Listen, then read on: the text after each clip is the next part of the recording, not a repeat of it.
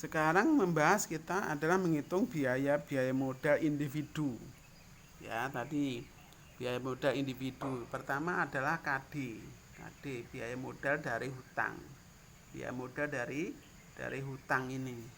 Kita mau menghitung individu, biaya modal individu dari hutang. Hutang itu dikenakan di hutang itu kan akan membayar bunga dari hutang. Lah KD yang dimaksud di sini yang dibayar bersih, ya, yang dibahas bersih. KD di sini, KD tingkat bunga atas utang. Yaitu di sini karena di sisi hutang itu ada penghematan pajak ya. Penghematan pajak. Kemarin kan di dalam bab yang kemarin itu kan ada begitu ketemu EBT ending before interest and tax.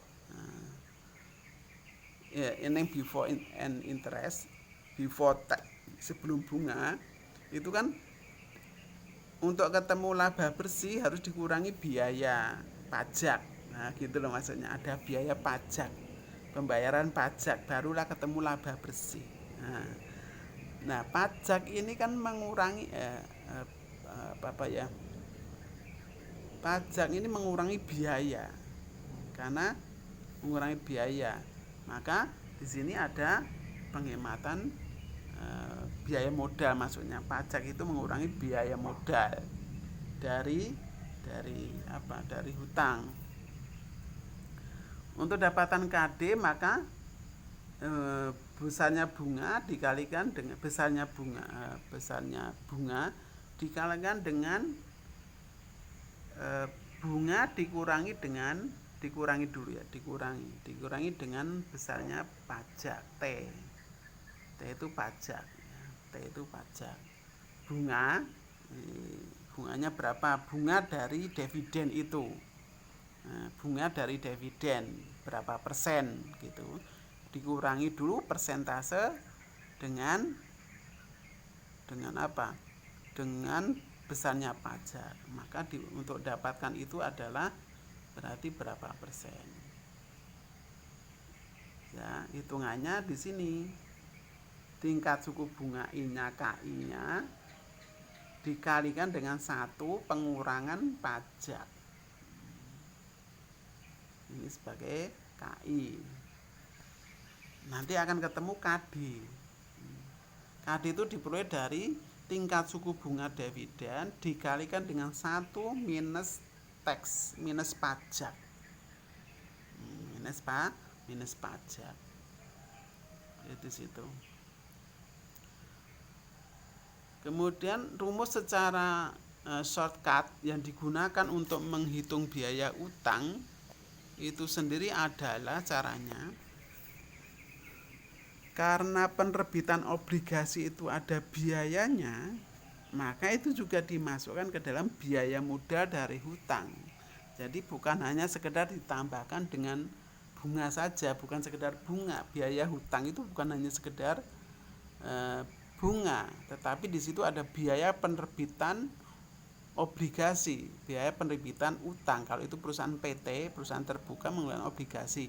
Kalau itu misalkan perusahaan individu, misalkan Anda punya usaha untuk cari hutang jangka panjang di bank contohnya, itu juga ada biayanya. Anda datang ke notaris, Anda datang, ada biaya administrasi dan ada biaya macam-macam. Itu sebagai tambahan dari biaya. Di luar bunga ada biaya administrasi biasa, biaya macam-macam itu dibebankan kepada biaya modal. Maka di sini nanti kan akhirnya Anda kan tidak dapatkan besarnya hutang Anda yang sesungguhnya. Nah, hutang Anda sesungguhnya masih dikurangi dengan biaya-biaya pencarian hutang tadi. Maka diperoleh di sini KI di sini diperoleh dari I sendiri, tingkat suku bunga, ditambah dengan ditambah dengan di sini dari nominal dikurangi dengan bersih untuk dapatkan selisih. Selisihnya itu sebagai apa? Sebagai biaya. Selisih nilai nominal saham, nominal obligasi dikurangi dengan obligasi sesungguhnya yang diperoleh dari hutang tadi yang sesungguhnya dia dapat. Misalkan yang dia dapatkan berapa, dibagi dengan N itu jumlah berapa lama obligasi pinjaman Anda, umur obligasi. Misalkan Anda cari pinjaman 10 tahun untuk obligasi itu, maka biaya tambahan tadi di luar bunga tadi, biaya tambahan penerbitan macam-macam tadi dibebankan selama 10 tahun, dibagi, akhirnya selisih dari penerimaan dan harga jual, harga nominal tadi kan dibagi dengan dibagi rata-rata dari umurnya obligasi, ya. Kemudian ini bunga yang obligasi, bunga dari nominal ditambah selisihnya tadi dibagi selama berapa periode, dibagi dengan rata-rata obligasi, nilai obligasi rata-rata. Maka nominal, nilai nominal ditambahkan dengan bersih dibagi 2, dibagi rata-ratanya, bagi rata-rata. Akhirnya ini semua dibagi dengan rata-rata dari obligasi, nilai obligasi, besarnya obligasi, ya. KI ini adalah bunga sebelum pajak, artinya belum dikurangi dengan ini, belum dapat ini, belum KD, ya. KI yang di sini adalah ini, yang di sini sebelum dikurangi dengan besarnya pajak, situ. Kemudian contohnya, ini contoh, ya. PT Jaya mengeluarkan obligasi dengan nilai nominal per lembar sahamnya $1.000. Obligasi ya, nilai obligasi per lembar saham $1.000. PT Jaya mengeluarkan obligasi dengan nilai nominal per lembar obligasinya $1.000. Compound rate 8%. Compound rate itu tingkat suku bunganya, ya.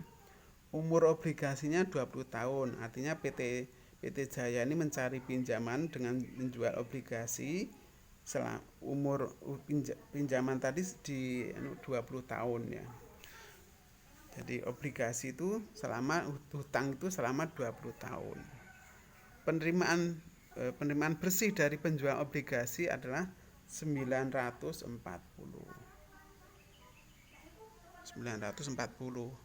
Jadi hutangnya itu sebenarnya obligasi per lembar saham itu 1.000, tapi dia menerima hanya $940, ya. Ini jadi selisihnya 1.000 dan 94 ini nanti dibebankan kepada biaya, sebagai biaya tambahan dari ini, dibagi selama 20 tahun di sini. Nih.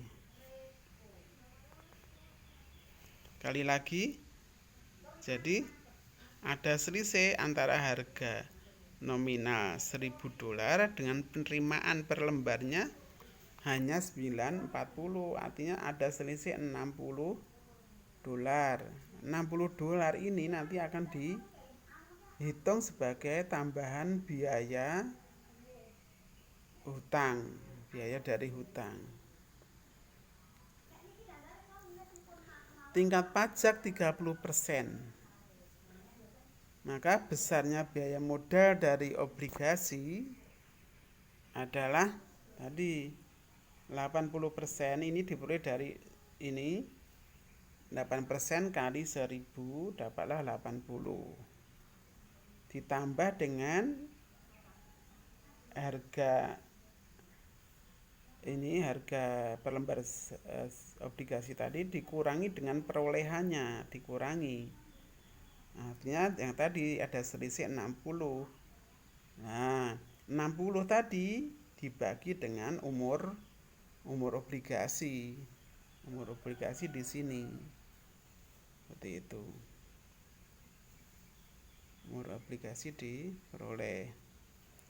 Selamanya pinjaman tadi, obligasi selama tadi. Kemudian penjumlahan ini semuanya dibagi dengan ini 1000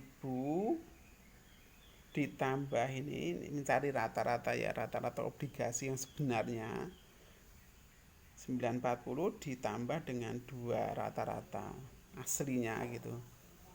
Rata-rata asli dari hutang tadi adalah per lembar sahamnya adalah 1000 tambah 940 dibagi 2. Dibagi 2. Nah, untuk menghitung apa? Untuk menghitung pembagian ini yang di atas ini dibagi dengan rata-rata tadi diperoleh di sini KI-nya adalah 8,56%.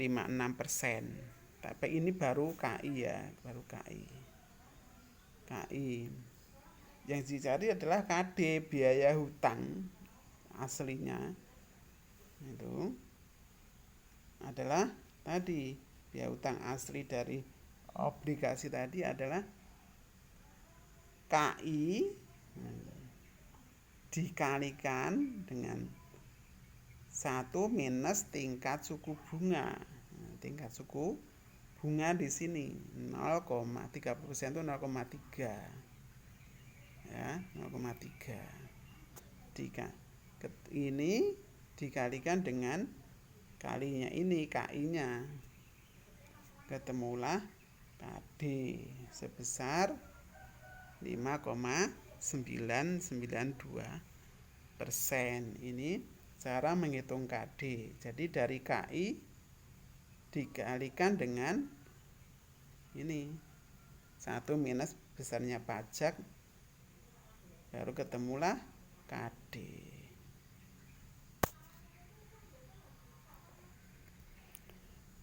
Berikutnya adalah saham preferen KP ya. Preferen P itu preferen ya, istilah saya KP. Biaya modal preferen dihitung dengan cara ini biaya individu ya, perhitungan biaya individu dari saham preferen. Biaya modalnya saham preferen dihitung dengan cara membagikan dividen saham preferen per tahun DP. Dividen preferen dengan penjualan harga perolehan bersih dari saham preferen. Penjualan saham preferen, harga perolehan bersih. Jadi misalkan saham preferen itu nominalnya misalkan 1000, tapi begitu dijual itu tidak langsung harganya jadi 1000, atau masih dibebankan dengan bunga, dengan apa, dengan biaya per saham preferen, penerbitan saham preferen. Akhirnya kan mengurangi perolehan bersihnya dari penjualan saham preferen yang dia cari modal dengan mengeluarkan saham preferen tadi, mengurangi. Maka diperoleh di sini dividen preferen dibagi dengan nilai yang sesungguhnya. Saham preferen PT Jaya bernilai nominal $100 per lembar. Dengan dividen perlakuannya seperti bunga ya, dividen saham preferen itu perlakuannya seperti bunga. Biaya penjualan saham preferen adalah 1%. 1% dari 100 gitu loh.